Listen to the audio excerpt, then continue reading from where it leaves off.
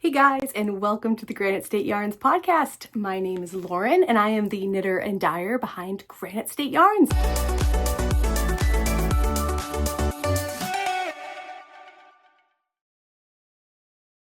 If you're interested in buying some of my hand-dyed sock yarn, you can go to my website, www.granitestateyarns.com, or find me on Instagram at Granite State Yarns. Today is Wednesday, March 12th, 2025. So this is my podcast where I talk to you about all of the knitting that I have been working on over the last few weeks. My last episode was a little less than a month ago, so I do have some updates on some projects that I was working on then.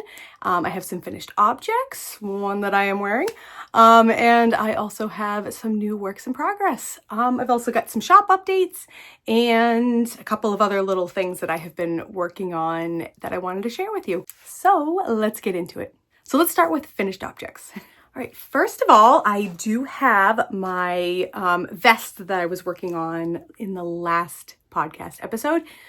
This is based on the Houth vest pattern that you can find for free on Ravelry, although I did make a number of changes to that particular pattern, so this is definitely not exactly that pattern. I did use it as kind of inspiration and to get me started, but I did kind of go rogue. So I will show you the vest. This is knit for my husband. And I will show you a picture as well, what this looked like when I just finished it and it was fresh off the needles and it was all like scrunched up because of all of the cables and the ribbing. And how much of a difference there was. It was like, super narrow and then blocked it and it just stretched out beautifully and it does fit him very, very well. The yarn that I used is Knit Picks Wool of the Andes Sport. This is the Mink Heather colorway. And it is a very nice, like neutral tan kind of a color. It's a little darker than an oatmeal. It's really, really pretty, actually. Well, maybe not pretty. Maybe pretty wouldn't be the word that my husband would want me to describe it as. But it's a very nice color. It is heathered, so there's like a little bit of subtle variation in the color. But the stitch pattern that was on the Houth vest, I ended up completely switching to something else. This is the Quail, I believe it's the Quail cable. I found it in my Vogue Knitting Stitch Dictionary. I'll have that book linked down below. I'll show you a close-up here. It is a super simple cable pattern. The only real challenge with it is that you'll notice that that it alternates. So there is basically always a row that you're going to be doing a cable. So like oftentimes when you're doing cables, there'll be plenty of like simple rows that are just knit stitches and purl stitches. But for this one, pretty much every row, other than like the ones in between, you are going to be doing a cable. My biggest trick with that is to learn how to do cables without a cable needle. That made life so much easier for me. It's just a matter of like kind of pinching onto your stitches so that way when you move the needle, they don't just like unravel. And I think too, especially because this is made out of wool, it's rather difficult for the stitches to just completely unravel. And so making a cable without the cable needle is actually not that difficult.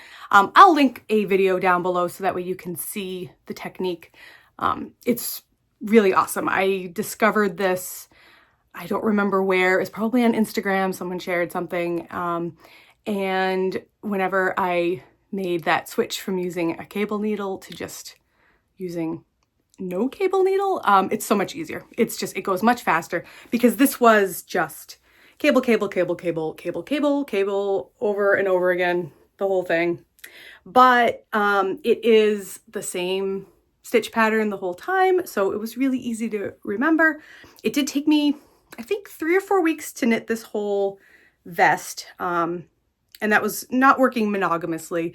I did work on it a lot though, and I did really enjoy it. It was actually, it was simple enough that I didn't feel overwhelmed with the cables, but by the end of the project, I was definitely happy to have it done because I think I was just kind of like over I was over it. But considering it did go very well. The other difference I made to the pattern is I was not able to meet gauge based on, again, the Houth vest pattern. So doing some math, I figured out if I just went down to the size small instead of the size medium, then that gave me the right stitch count. And then, so I used that to kind of figure out how long I wanted it to be. I also measured my husband to kind of like be able to figure out like, okay, how much space am I going to need from the, the bottom of the vest to where the armhole was going to start. And then after I did the armhole, how much longer. So that made a big difference because it was a vest. It was not a particularly like tricky shape or anything. And then I followed like the numbers on the Houth vest pattern for how many stitches to pick up. I mean, this was all stuff that was pretty basic. I didn't have to do short rows for this. I think what I did was I just made the, no, actually, looking at it, I think I did the back. I just added a few extra rows on the back. So that way, I didn't do short rows, but I made the back side just a little bit taller. That's what I did. But you can't tell so much because of the cables, right? So like it's not obvious to the eye. It actually ends up making it look like it almost kind of like, I don't know, blends in just right. Yeah. And then the Houth vest did steeking. I did not steek for this one. I just did shaping. So the vest pattern did explain how to decrease on the V-neck side and the arm side. And so again, I used that pattern just kind of like inspire me as to how to do that. I also adjusted how I made the cables as I was decreasing and just tried to make sure that I did the same thing on both sides. And I think I did a perfectly fine job of that. Made sure that like the center of the V-neck was centered up with a cable, and it worked out really well. And my husband has worn it. It fits him very well. And it was a great project, and it feels really good to have a sweater done for him. He is not really a wearer of sweaters. So the fact that I was able to make him anything was really exciting. He did like the idea of a sweater vest. So I think I talked about this in the last episode, but I was really inspired to knit him a sweater vest because we had been watching the latest installment of All Creatures Great and Small on PBS, which actually just finished up a few weeks ago. But a lot of the men on that show wear sweater vests, and I was like, dude, I have to make you one of these. And he actually was like, yeah, that sounds really good. So I did that. So it was a really fun project to do because while I used a pattern, I was able to kind of like, make it my own and pick just what I wanted to do, and used the measurements based on my husband's measurements, and everything really worked out well. So it felt really good to get this done and have it fit right. I think I've done a lot of sock knitting, I've done a lot of shawl knitting, but garments have been kind of a thing that I've dabbled in, and I'm really trying to improve on that. And I've had a few wins in garments lately, so that's been really exciting. My second finished object that I'm going to talk about is my Felix pullover. I just finished this last night. I blocked it and dried it overnight. It needed a little bit of extra drying this morning, but it is all done now. I can't believe it. I cast this on Friday. Today is Wednesday. I cast on Friday morning and just knit basically the whole day. We lost power that day. It was super windy out. So I was knitting by candlelight by the end of the day. I think we lost power early afternoon, and it didn't come back until 8 or 9 thereabouts. So there wasn't a whole lot to do in the house. The kids were playing, reading books, quiet time, sort of. It was also a little bit bananas, but I just spent the day knitting, and I basically got the entire body of the sweater done.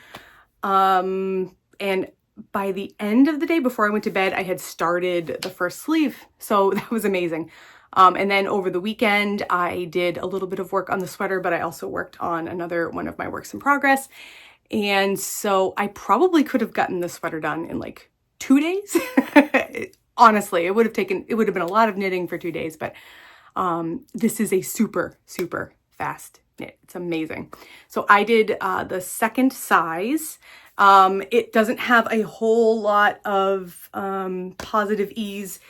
I think in the pattern it suggested, you could have quite a bit, but I've actually been losing a little bit of weight, and I didn't want to be knitting too big of a sweater. I wanted to maybe knit something that was maybe a little bit small. It actually fits me great, but something that if I continue to lose some weight, that the sweater would still fit. And I think this one's going to be perfect because it really is designed to have a much larger positive ease.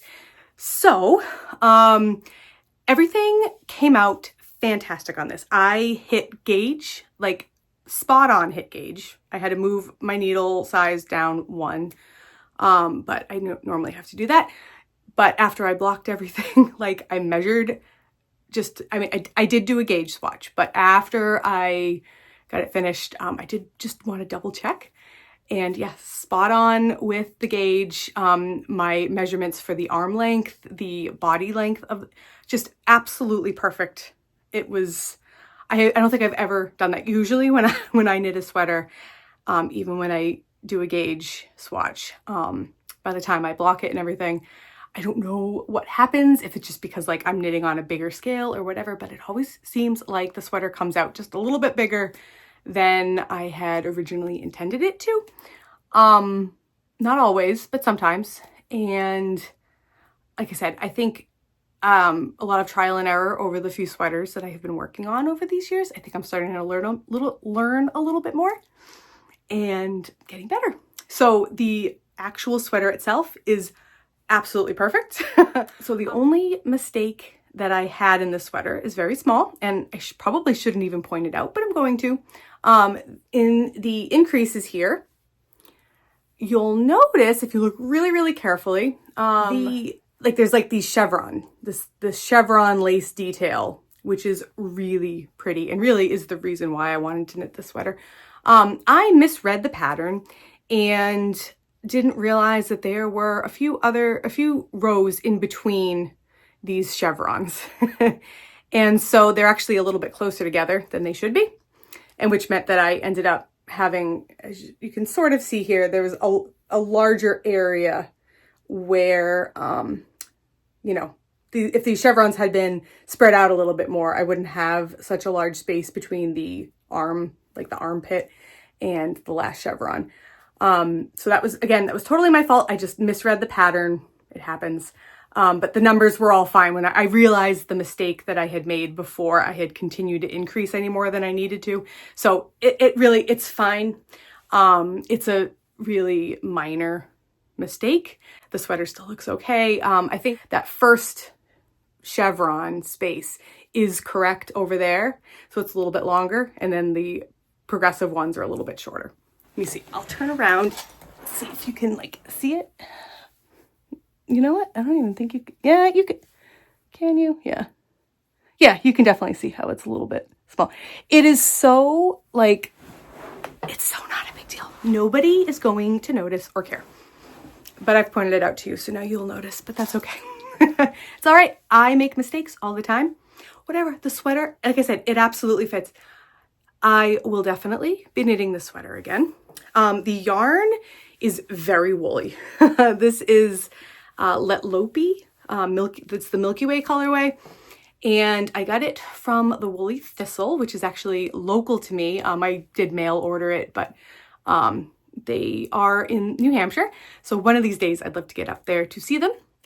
But the yarn is definitely very woolly. It's a little scratchy. Blocking really helped, but it does bloom very, very nicely. It's a super lightweight sweater.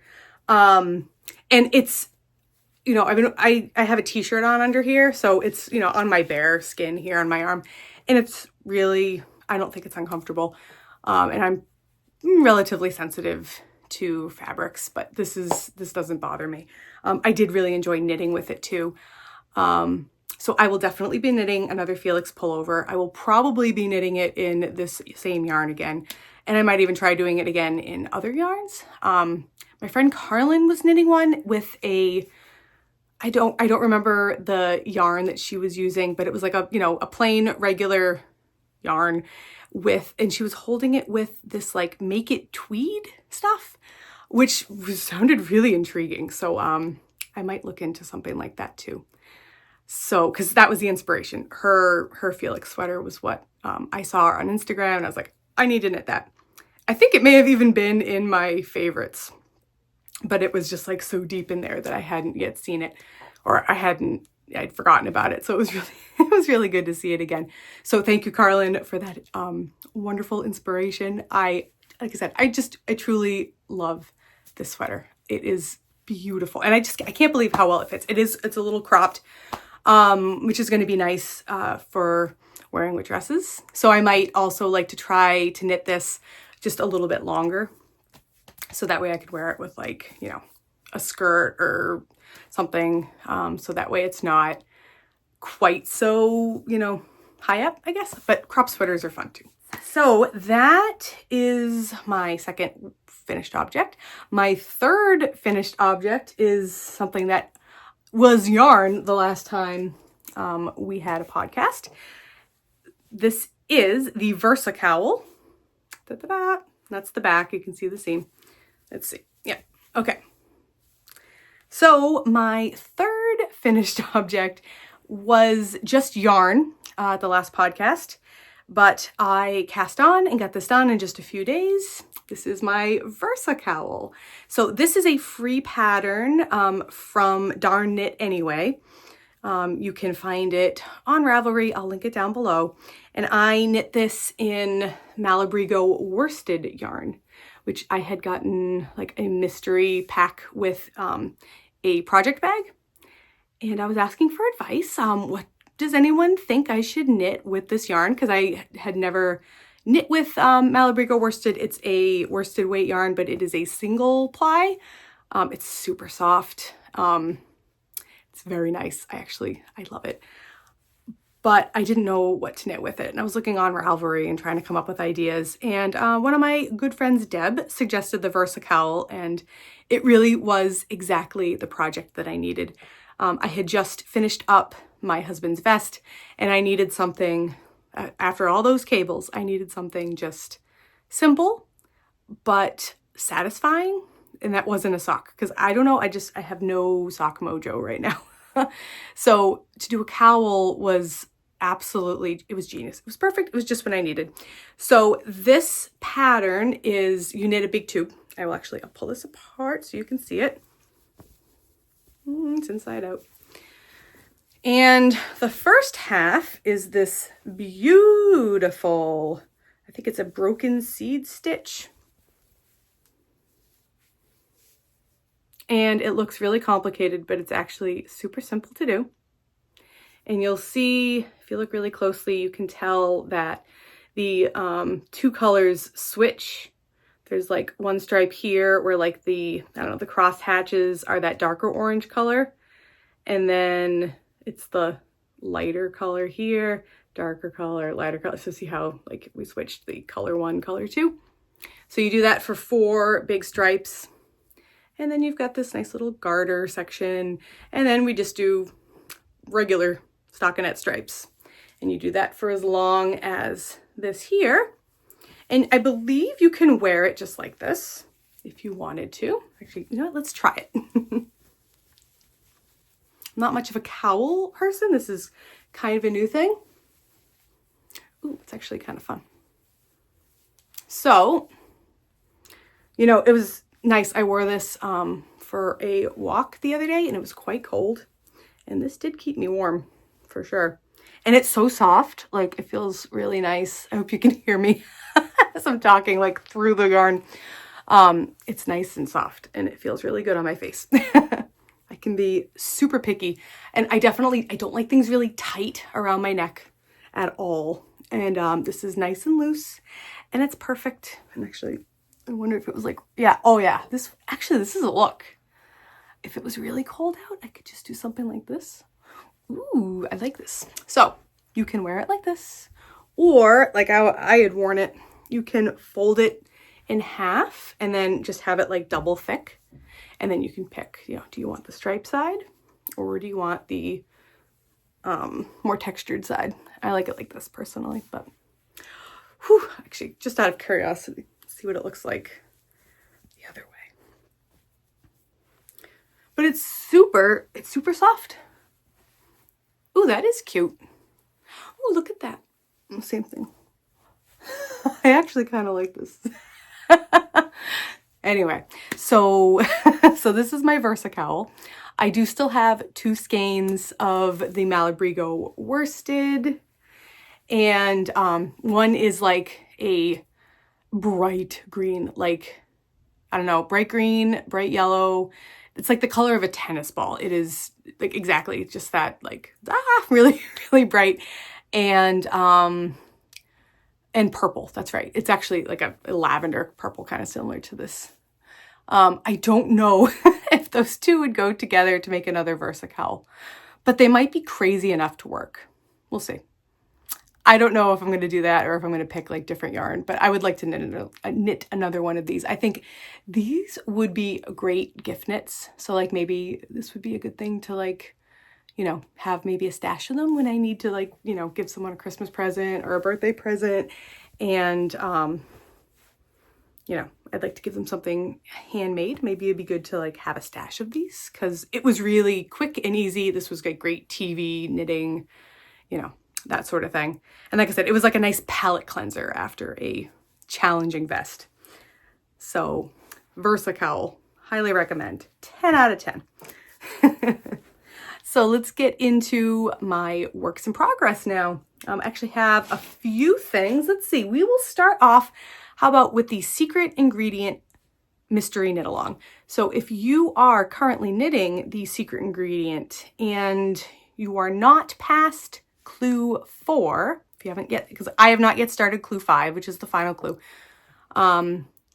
If you do not want to see this, then you want to jump ahead to right here. I'll add this in so that way you don't get spoiled, okay? If you're not worried about seeing how far I have gone, or you're not knitting it, you're just curious and want to see, then let's get into it. So I have this project in this beautiful bag that I got from Midwest Stitches. I love this bag. It's so springy. And it's a little bit bigger than some of my other bags too. It's not super big. I think it was like her medium size. And it's perfect. Definitely for a project like this. I mean, because it is full in there. So I will show you my 3 colors first. These are all mine.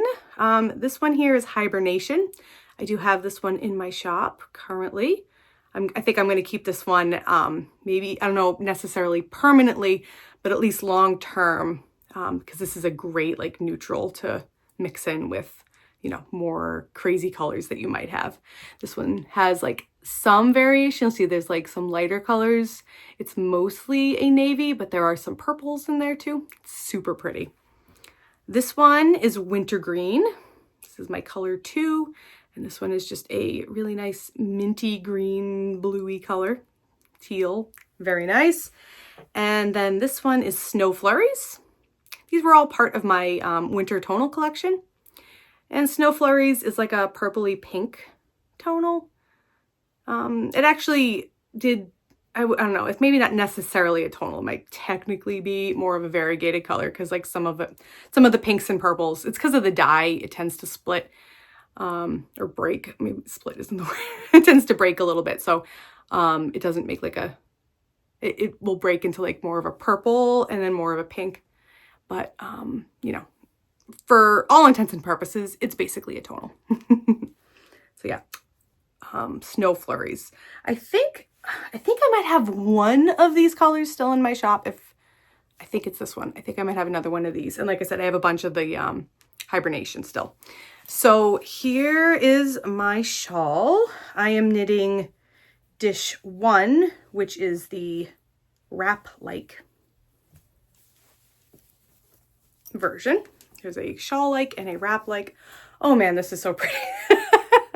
I love this shawl. So I'll show you one side here, and then here's the other. It's getting really hard to like, photograph this because it's just so big. Like it is, yeah, it's about as my entire like wingspan. And it's not blocked yet, so it's definitely a little bit wonky. It's, oh, look at how pretty this is. But yeah, this is rectangular shaped. You see like this really cool mosaic stitch section here. I love this so much. And then there's some cabling and then some more mosaic and just really fun. Like these are easy patterns but just the impact. And then this was the last clue here. Like I said, it's the same thing on both sides. I don't know, actually, did I say that? It's the same thing on both sides, which actually brings me to a funny story. So it's not really funny. So on Sunday, I was exhausted. This was, a couple days ago, Sunday. I had already knit one side, finished one side. It was this side.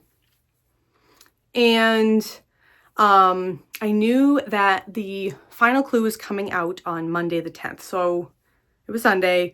I had to get, this is the section here, okay, is clue 4. And so you do the same thing on both sides.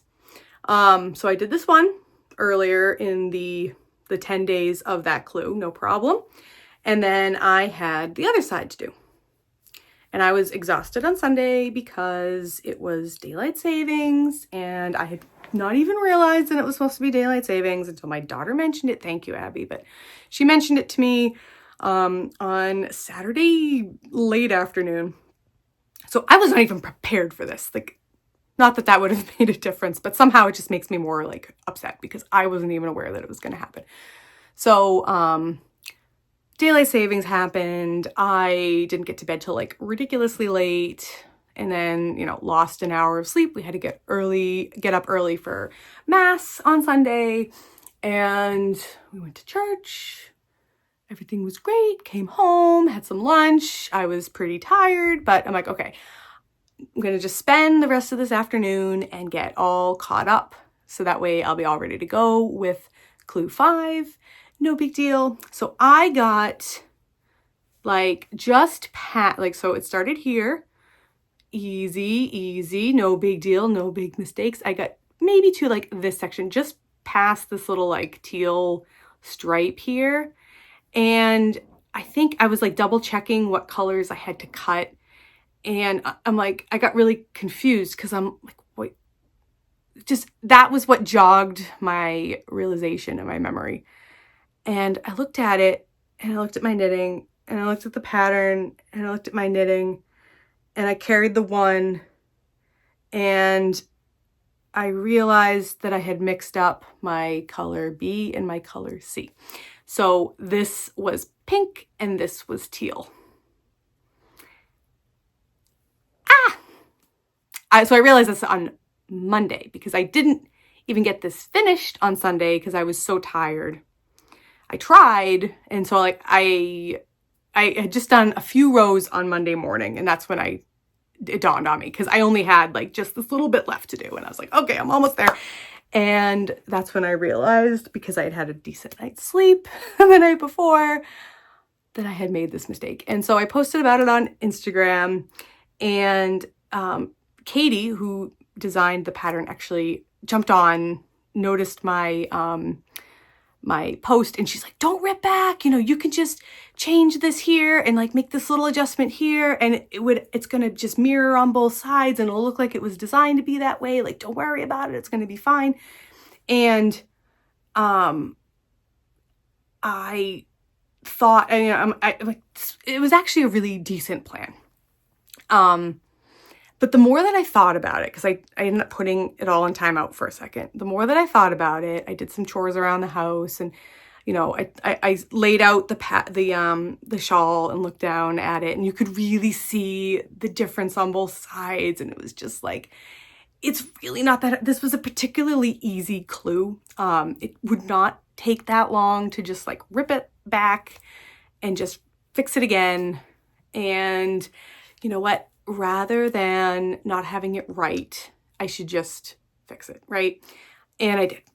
And it took, I think, maybe 3 hours total to like rip it all back, which, I mean, that only took a few minutes, and then redo it all, again, refreshed and ready to go.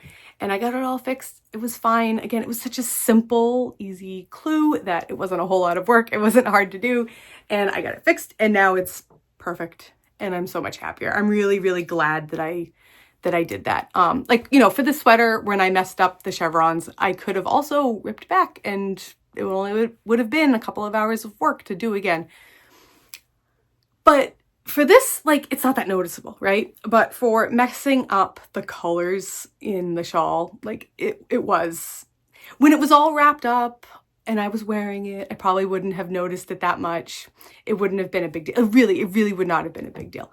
But this shawl is so pretty that to me, it's like, you know what, it's worth it to make this just right, because it really is nice. And I don't want to look at it and be like, oh, it could be so much better though if it was just done right. So I'm glad I took that effort to do that. You know, that's one of the things with knitting. You know, you're going to make mistakes. Are they mistakes that you're going to live with, or are they ones that you really need to rip back? I'm very happy, right? I mean, just look at this. If I had these two colors switched, right, you can really see like how obvious that mistake would have been. I don't know if you can see, like, here, I know what I can kind of like fold these a little bit so you can see them close together, right?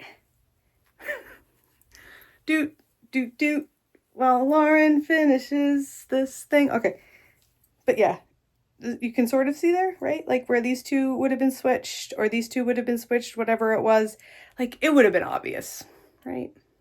I'm glad that I fixed it. That's the moral of the story. You're never going to regret going back and fixing it. I mean, unless it's so bad that you go back and fix it and then you're just completely burnt out and you don't want to go back to knitting it. I guess that would be bad, but I was not in any danger of that. So, I do have Clue 5 all printed out. I have not yet started it. I've been doing other things like finishing this sweater, and I started another sweater, which I will talk about in a moment. But I will get Clue 5 going. I believe we have until I think it's March 22nd, if I remember correctly. So I have plenty of time, although I did peek at it. And it's got some cables again, which I'm not surprised. I expected to see cables because we had cables in Clue 1 and hadn't seen any more. So I figured those were probably going to make a reappearance. And they are, which is cool. I like cables. They're fine. And I think maybe I'm just like, oh, no more cables. But no, these were not difficult. It's fine. It's so worth it. Like it's a really nice detail in the shawl, so I'll get it done. It's cool. But yeah, I'm just kind of waiting for like that desire to work on it again. Like, you guys know how that goes, right? Like I don't think it really had anything to do with the mistake that I made. I've just been distracted by other projects. I really wanted to get this sweater done. And then I was so excited about the sweater that I decided I needed to knit more sweaters. Okay, so we will move into my next work in progress while I talk about this. So I knit my Felix pullover designed to wear with a dress, and I ended up ordering one of those wool and dresses. I don't know if you've seen them on Instagram before, but they do like 100-day, actually they do a 30-day and they do a 100-day challenge. And if you buy one of the dresses and you wear it for 30 days, and you post your outfit of the day, like you have to wear it 30 days straight. You post your outfit every day and you get, it might be $30 back. I don't remember exactly. And then the 100-day challenge, I think you get $100 back. You would think I would know this better. So anyway, I ordered one of the dresses. They're made of wool. And I just ordered one the other day. Actually, it may have even been last night. Oh man, I don't even know. Because I thought like, hey, this might be really fun to try this 100-day dress challenge because warm weather's coming and, you know, it just seems like kind of a fun time to like, because your wardrobe's making that switch over. Like if I'm going to do a clothing challenge, like maybe this would be a cool time to do that. And maybe it would be like some inspiration to knit some more sweaters to wear with the dress, right? Because I don't want to wear the same thing every day. I have to wear the same dress every day, but I can accessorize it differently. And so that is my whole long thing to finally pull out some yarn that I bought years ago. And by, 4 years ago, thereabouts, I had bought some, what is it? Let me grab it here. It's Knit Picks Shine Sport. And like I said, I think I bought this like 4 or 5 years ago, intending to knit this sweater.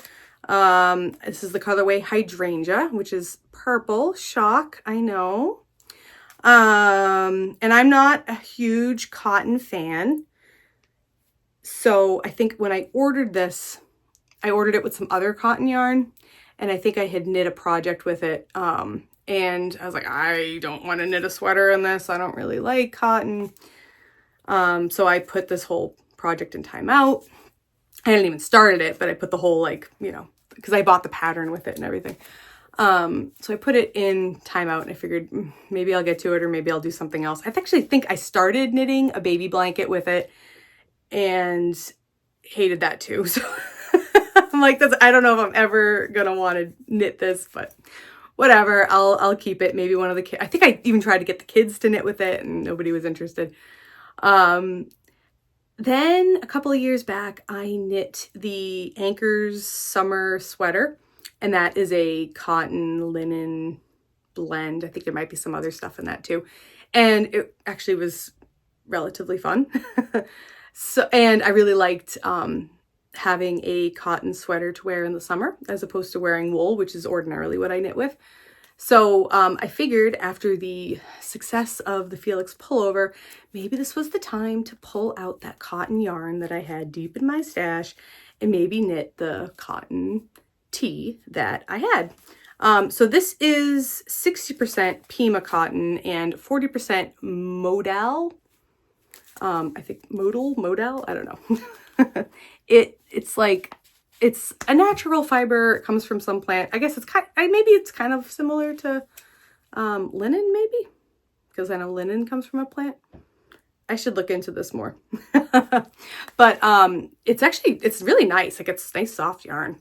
It's cotton, and I don't know, cotton just like it definitely has a different feel than wool. But how about I show you the pattern that I've had this whole time? This is the Kelda tee. It is available on Knit Picks. I think it was about $5. And I bought this, printed it out, like I said, years ago when I ordered the yarn, and trying it again. I am using, believe it or not, I'm shocked too. I'm using the needle size recommended US 5s. I did a gauge swatch and hit gauge just right. And I started this today. And this is how far I've gotten, which is not very far. It's a bottom up sweater. And the picture here is not even like, it does show you probably the most important part. You can see this is the bottom hem. And there's this really nice lace detail. And then you're going to knit cottonette. Oh my goodness. You're going to knit stockinette in cotton. Cottonette. That actually sounds like a nice, yarn name. There's no good picture of this thing in this pattern. Here, I can show you the schematic. You can, so like this is where the lace is. And then I think at the armholes, you knit flat and then do some short row shaping for the collar. And then I think you pick up for the sleeves on both sides and around the collar. So it looks pretty straightforward. And the lace that I've already gotten almost the whole first repeat done, and it's not difficult at all. It's rather simple.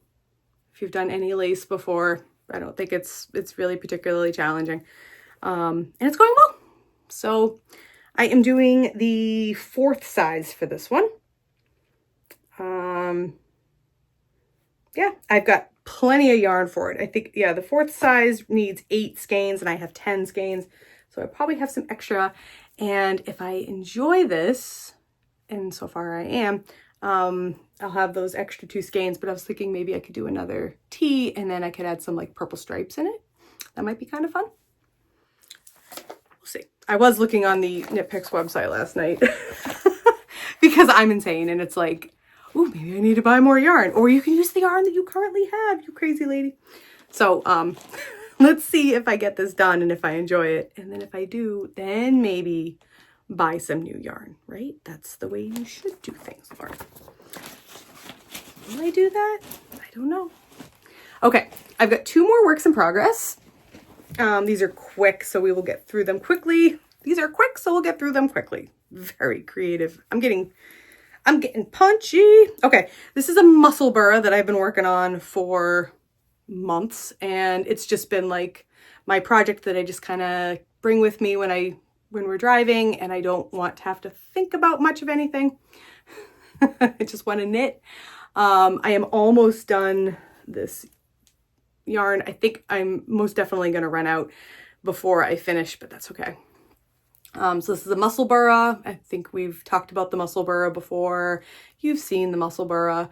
I'm knitting this in DK weight yarn. This is Lolo Did It USA DK in the colorway I'll Lick the Stamps, which is a Downton Abbey reference.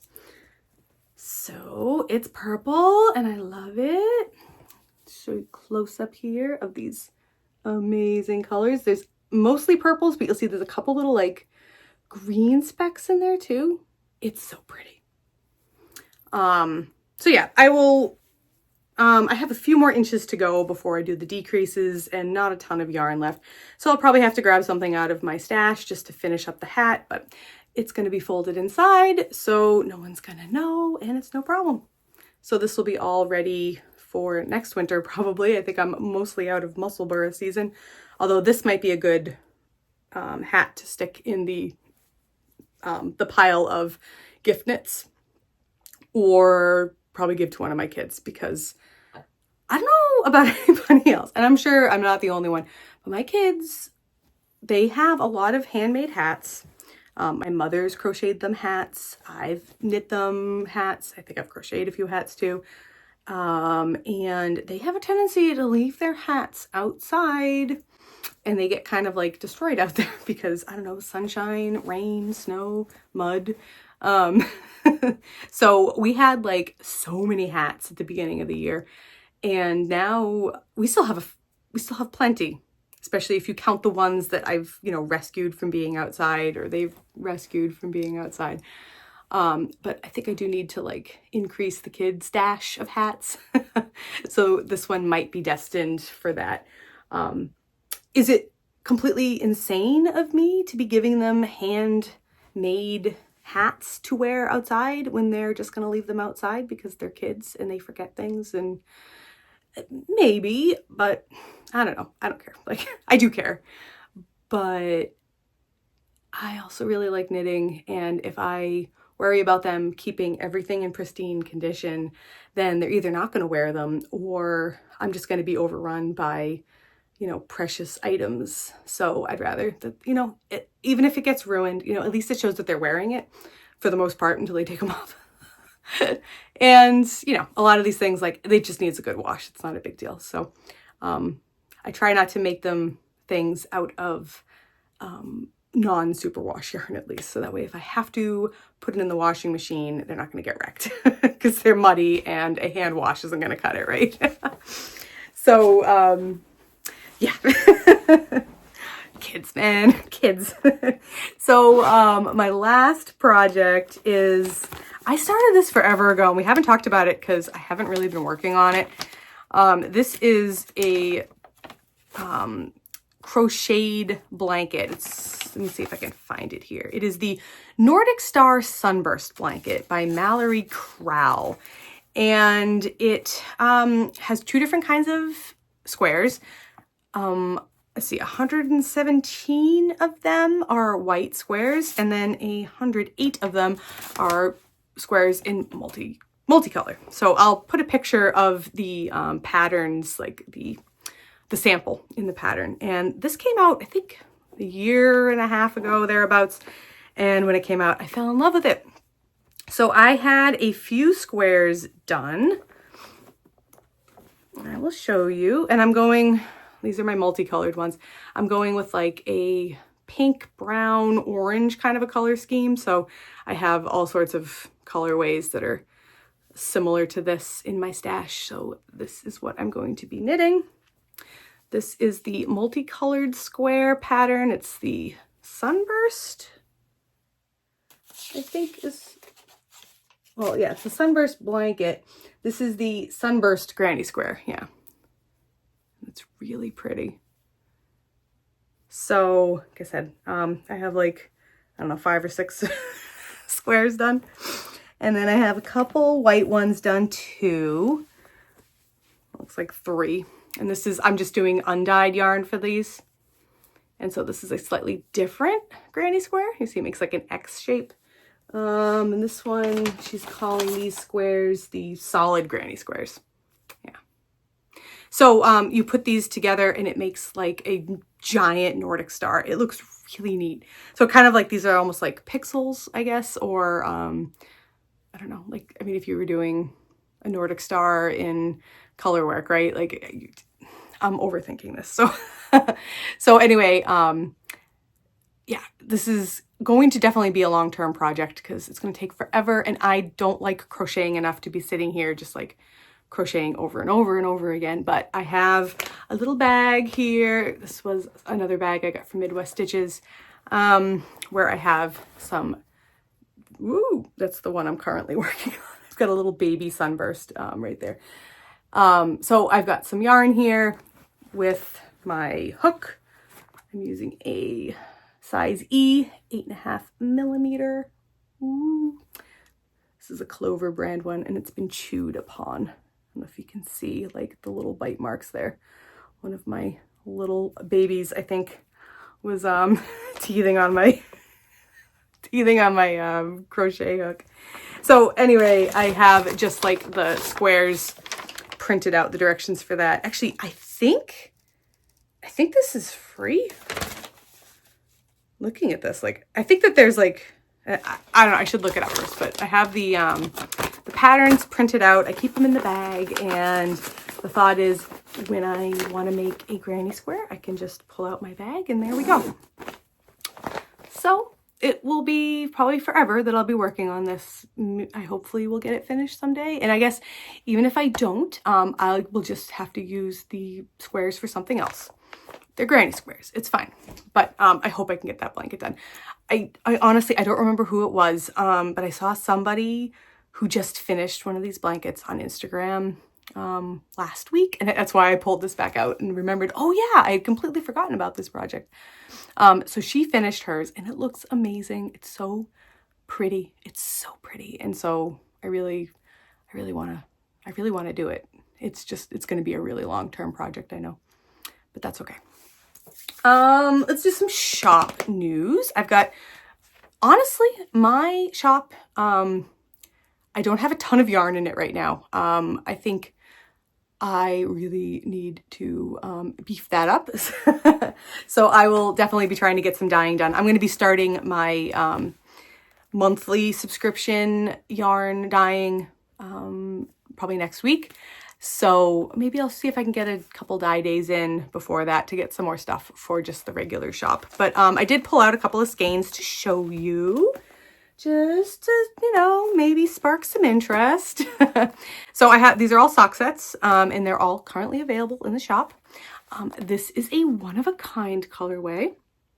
So this is the only one that I have in this colorway, and it is antique bronze, I'm calling it. So the main colorway is golden and green here with a mini in this really pretty emerald green. This is DK weight, and it is so pretty. This is the only one. It's a one of a kind. I think I just had some like extra dye left over from a particular project that I was working on, and this was what I made with the leftover dye. So if you want something that nobody else has, you can grab this one. Antique bronze, again, in DK weight. Another DK weight colorway that I have here, this is Royalty. This is not a one of a kind. This is something that I can dye again. I think I have this one right now in DK and fingering. It's still in the shop. I have sold a few of them, but there's still a couple left. So I wanted to show you. So these colorways that I have here are both extras from my last installment of the monthly yarn clubs. So this one is my Christmas Socks Club, and then this one is the Aesthetic Club. We'll start with the Christmas one here. This is in fingering weight, and it's called Let's Decorate. And this is, I believe, the last one available. These are not repeated. I make these exclusive for the club members. And if I do happen to have some extras, I will put them in the shop. But once they're gone, they're gone. So this is Let's Decorate. And it's got all sorts of reds and greens. And it's very, very pretty. And then this one, I knit a few extras of this one, knowing that I really loved it. And I did want to like get some in the extras category. And honestly, I've been kind of hemming and hawing if I want to keep one myself because I really love it that much. But this one is by Candlelight, and it's also in fingering weight. And it's this beautiful navy colorway with some splashes of like this golden color, but it's a really subdued version compared to what's here in the mini. But yeah, it's got this nice little splash of that like brownish golden. I mean, it doesn't, it's just like a little bit of a tone in that dark section there. It's so pretty. It's been really fun. My aesthetic colorways have been largely really light for a long time. And I kind of realized like, I don't need to just be doing light. Like I wanted them to be a little more solid, but I can do some darker colors too. So I've been kind of playing around with some darker colors for this club. So I don't know what I'm doing for next month yet, but I have been looking around at some inspiration for the next month's colorways. So if you are interested in ordering either the Aesthetic Club or the Christmas Socks Club, or I also have a like Anything Goes monthly club, as well as an Aura et Labora club, which is Catholic inspired. The window for ordering that, so that way you can get the next month's installment, will be the 15th of the month. So that's just in a little while, but you can sign up anytime. But if you sign up before the 15th or on the 15th, then you'll be in line to start with the next month's installment. So you should be getting your yarn in approximately 2 or 3 weeks, depending on when you order. My goal always is to get everything out before the end of the month. So that was a little bit tricky last month with February being so short, but I did manage to do it. So we shouldn't have any trouble in March. So yeah, like I said, if you want to join those clubs, I'd be happy to have you. They're a lot of fun. And there's a lot of different options. So you can get fingering weight or DK weight yarn. You can get the mini or not get the mini. Although honestly, for an extra $4, get the mini. It's worth it. Yeah, and you can always switch too. Like it's really easy to go on the website. There's a little portal that you can go to, and you can change what you're getting. You can switch clubs if you want. If you have fingering weight yarn and you want to try DK this month, you can make that switch.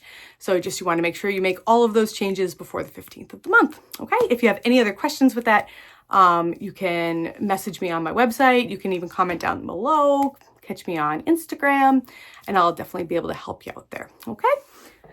So, as far as like new stuff that I have bought, I only have one thing. I did buy some yarn. I'll show it to you when I start the project that I'm working on. It was some worsted weight yarn for another sweater that I'm planning on, but I didn't bring that up to talk about right now.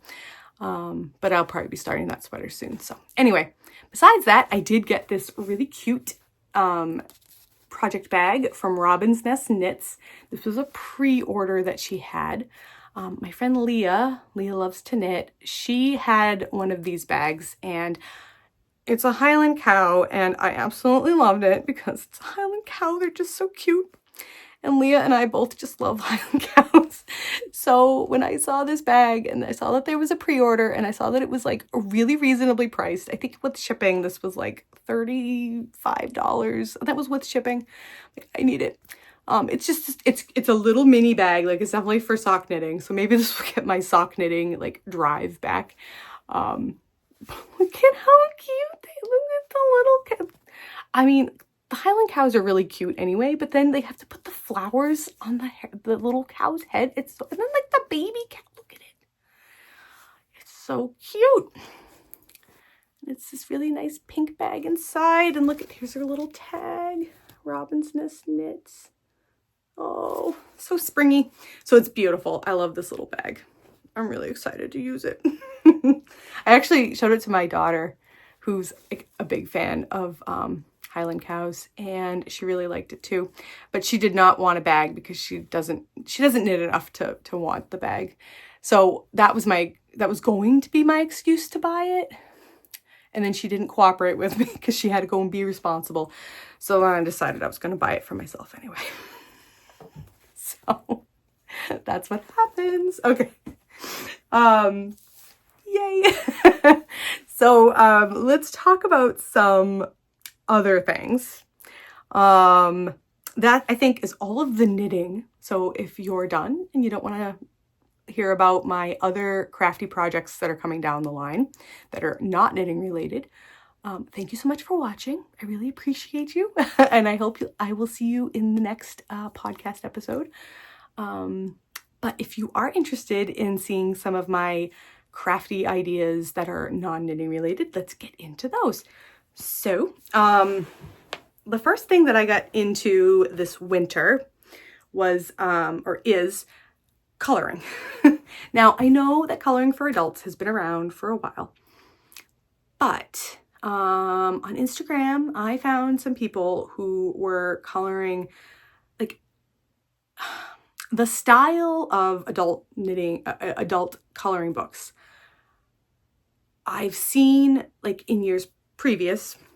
They were just like really intricate and they were fun. I know I did dabble in it a little bit, but it wasn't like really quite my thing.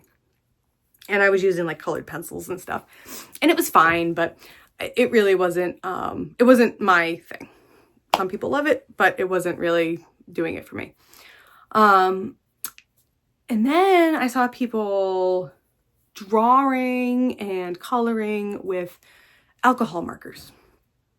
And those are really cool. And I like art. I do have a minor in art. I have some level of artistic talent, but not enough that like drawing pictures on my own, like I'm really good at that. I'm really not that great.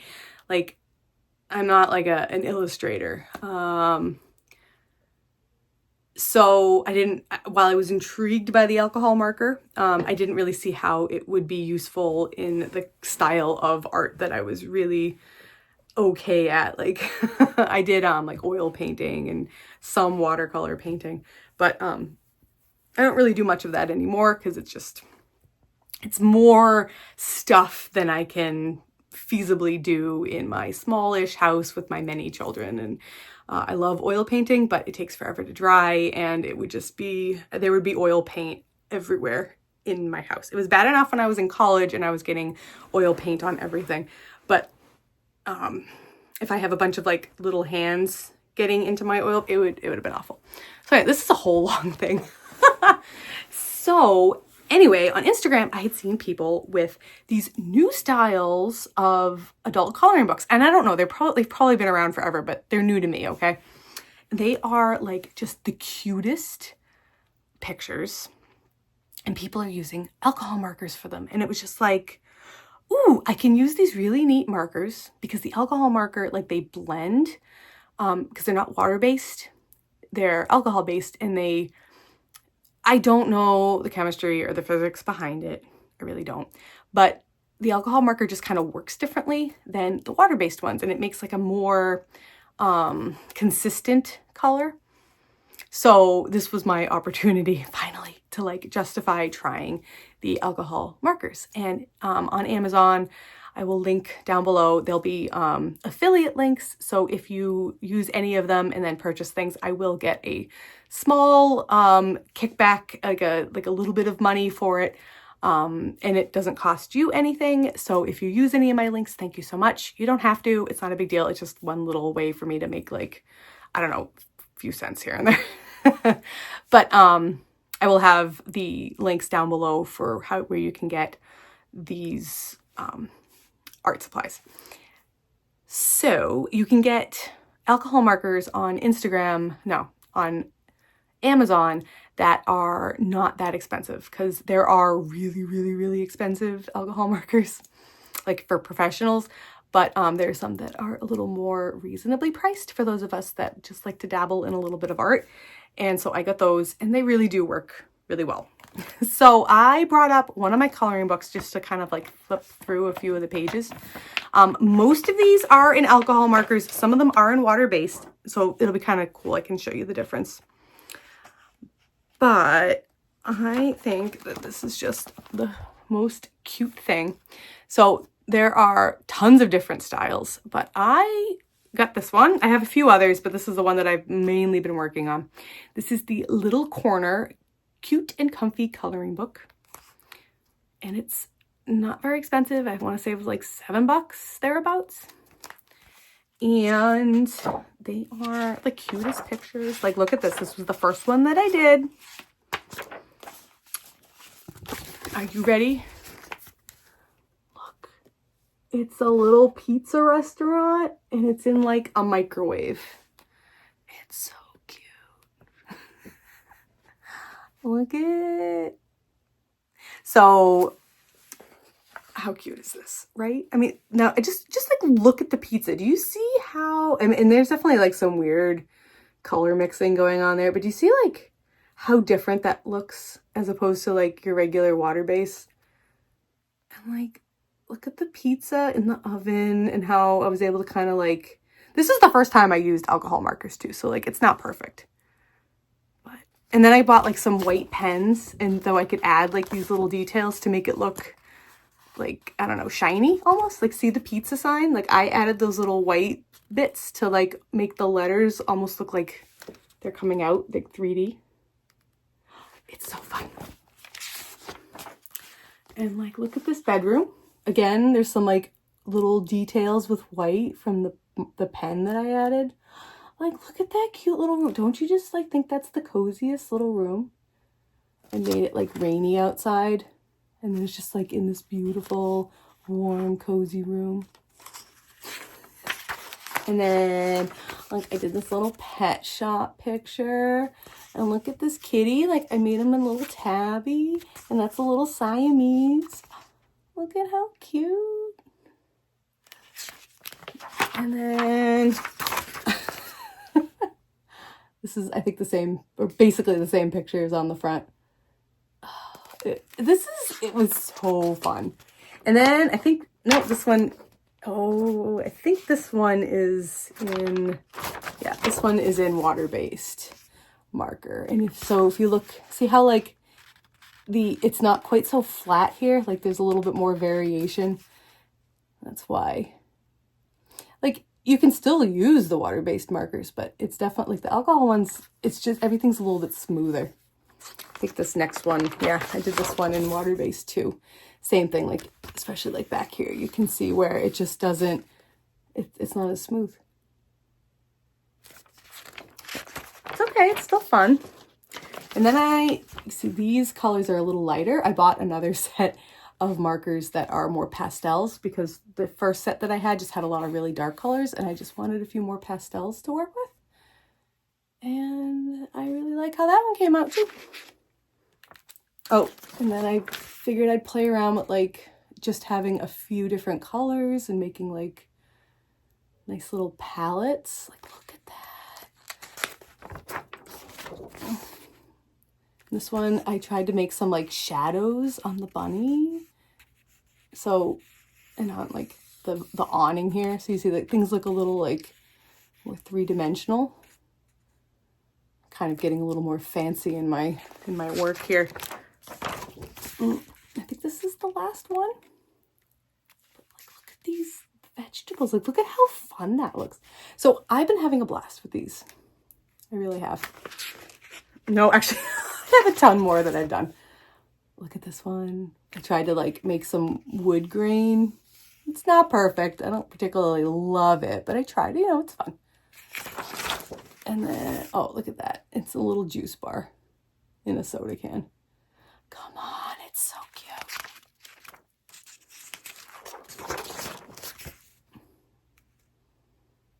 It's a little flower shop. Oh, look at this. There's another little room. So cute. And this one too, I tried to like pick a nice like purple and blue color scheme. And that's it. Now I've got this one to work on next. Oh, look, it's got a dinosaur. Super cute. So, I highly recommend. Look into it. You might have a lot of fun. The other project that I have is my house is in dire need of painting. The last room that I've really done is this room, my bedroom. We painted it probably like 2 or 3 years ago now. Because it was the kids' room, or one of, some of the kids use this room.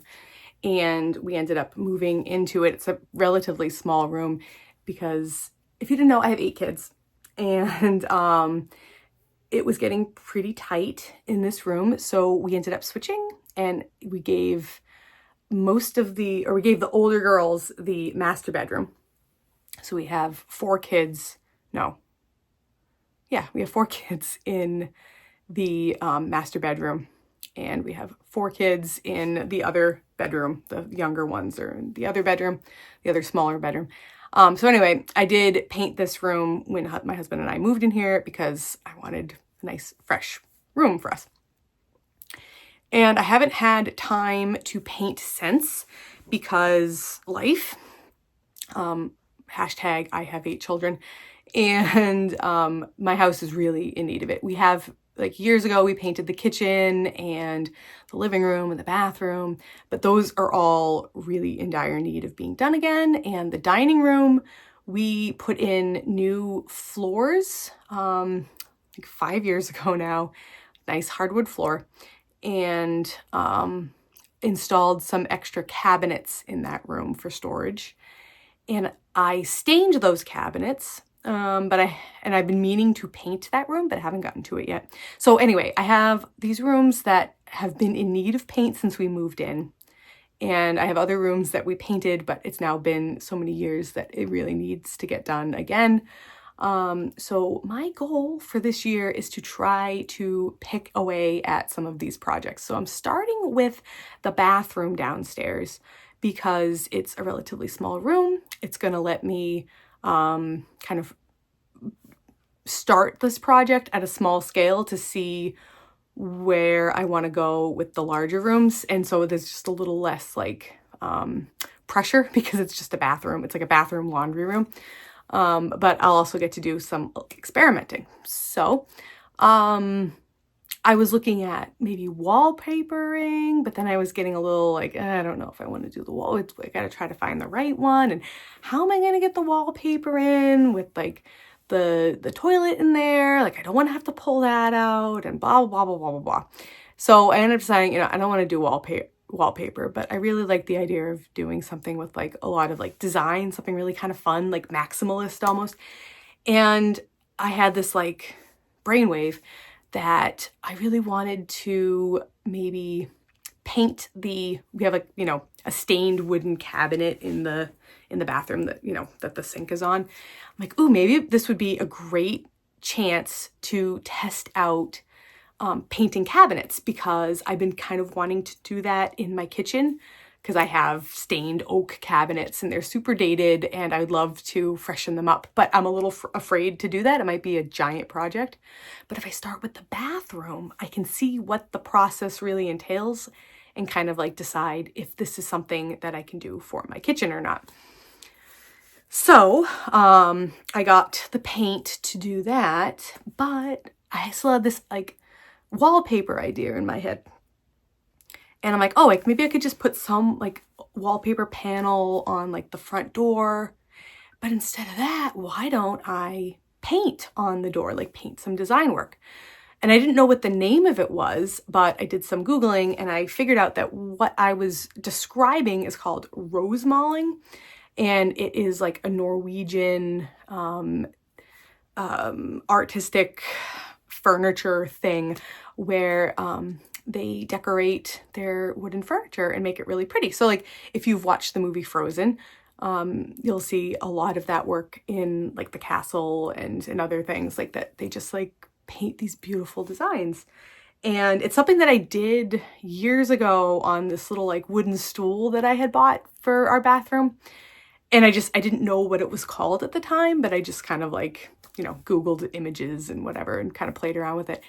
And I'm like, this might be really fun because this would be another artistic expression.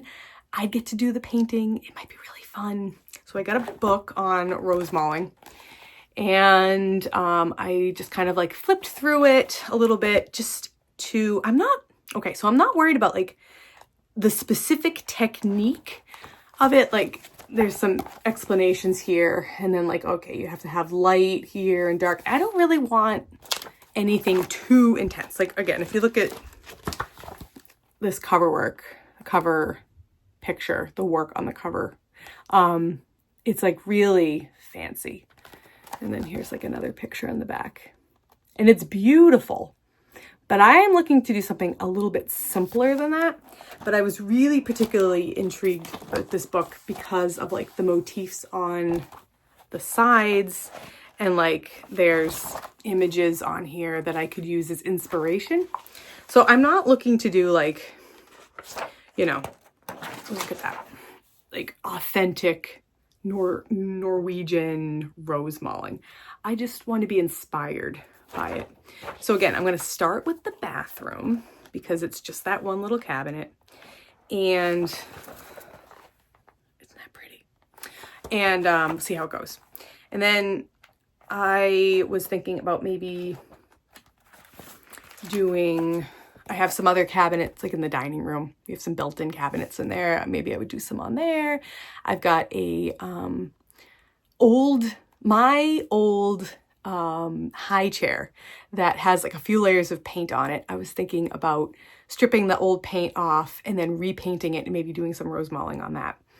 So I've got these like little project ideas to do. And then again, if I really like it, I could do some more in the house. We'll see. I don't think I'll be like rosemalling everything, but in fact, it'll probably just be like the one project in the bathroom and then I'll be like, okay, that's too much for me. But who knows? I like crafty projects. So I do have a question though. Is anyone interested in seeing any of the process of me redoing some of my house? Like not in a tutorial sense because I am not an expert and I am just like, you know, going with this. I am watching the videos to learn how to do it. But would anyone be interested in seeing, like maybe I could make a few videos for the channel here to show that process. It was an idea anyway, but I also don't want to like alienate my knitting people if I'm going to be doing something like that. But I don't know if I really want to start like another channel because I have enough trying to keep this one going. So anyway, is anyone interested in seeing that? Let me know and maybe I will add that to my list of things because I kind of feel like that would make some pretty cool content that is, you know, crafting related, if not specifically knitting related. But let's be real, this channel is kind of, while it is very knitting heavy, it is kind of all about all of the crafts. So yeah, let me know. Comment down below. So I think we're pretty much at the end here. I'm well over an hour of talking, so I think that's probably plenty. I hope to be back talking with you all in the next podcast episode soon. We will see when I can get to that. Otherwise, I do have a few other video ideas So hopefully I will get those recorded and uploaded soon. I wanted to do a few videos about about different like pattern ideas for using scraps and using sock sets and using one skein of sock yarn. So if you have any pattern ideas for patterns that just use a sock set, patterns that just use one skein of yarn, or patterns that use scraps, let me know.